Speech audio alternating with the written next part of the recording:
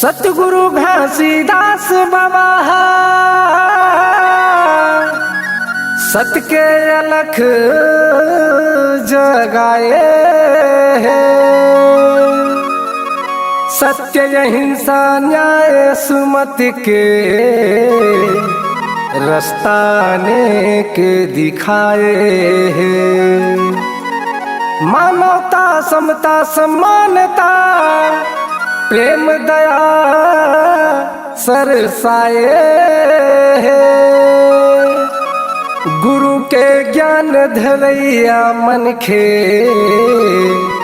सतनामी कहलाए हैं। सतनामी कहलाए हैं।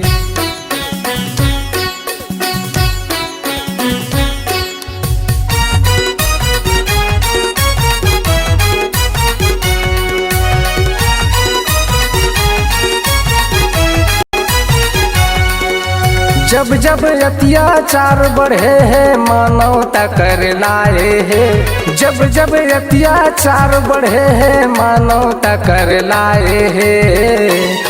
अरे तब तब हाथ में धर के लाठी सतनामी अगुआए हैं। तब तब हाथ में टेकत लाठी सतनामी अगुआए हैं। जब जब अत्याचार बढ़े हैं मानवता कर लाए हैं। जब जब अत्याचार बढ़े हैं मानवता कर लाए हैं। अरे तब तब हाथ में धर के लाठी सतनामी अगुआए हैं। तब तब हाथ में टेकत लाठी सतनामी अगुआए हैं।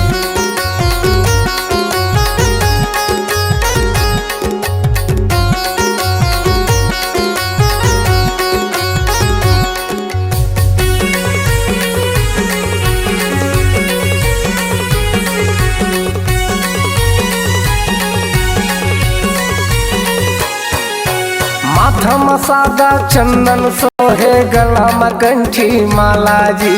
हृदय में सतनाम रमे है मेहनत बरमत वाला जी।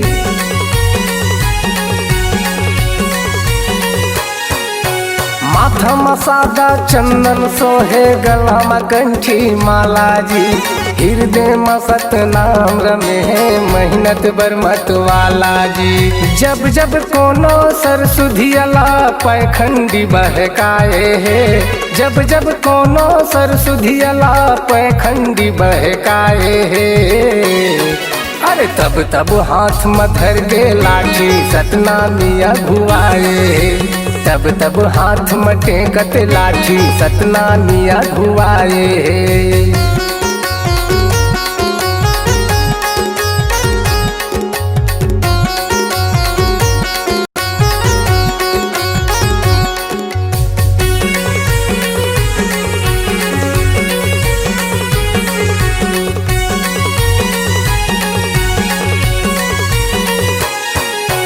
गुरु घासी के पानी पिए हैं अमृत कुंड के पानी जी।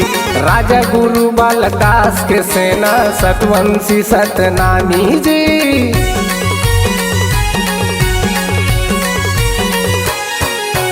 गुरु घासी के पानी पिए हैं अमृत कुंड के पानी जी। राजा गुरु बालदास के सेना सतवंशी सतनामी जी। जब जब कोनो बरकस बैरी अंगरी आँख दिखाए है।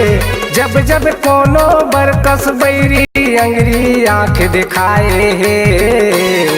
अरे तब तब हाथ में धर के लाठी सतनामी अगुआए है। तब तब हाथ में टेकत लाठी सतनामी अगुआए है।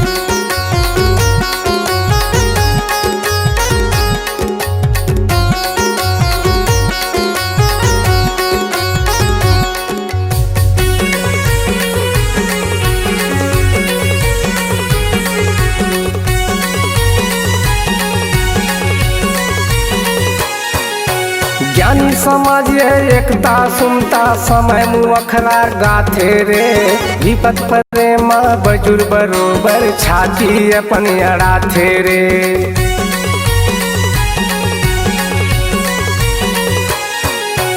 ज्ञानी समाज ये एकता सुनता समय मुअखरा गाथे रे। विपत परे माँ बजुर बरोबर छाती अपन अड़ाथे रे। जब जब कोनो अपरिद्ध जन अधिकार लखाए है, जब जब कोनो अपरिद्ध जन अधिकार लखाए है, अरे तब तब हाथ में धर के लाठी सतनामिया घुआए। तब तब हाथ में टेकत लाठी सतनामिया घुआए।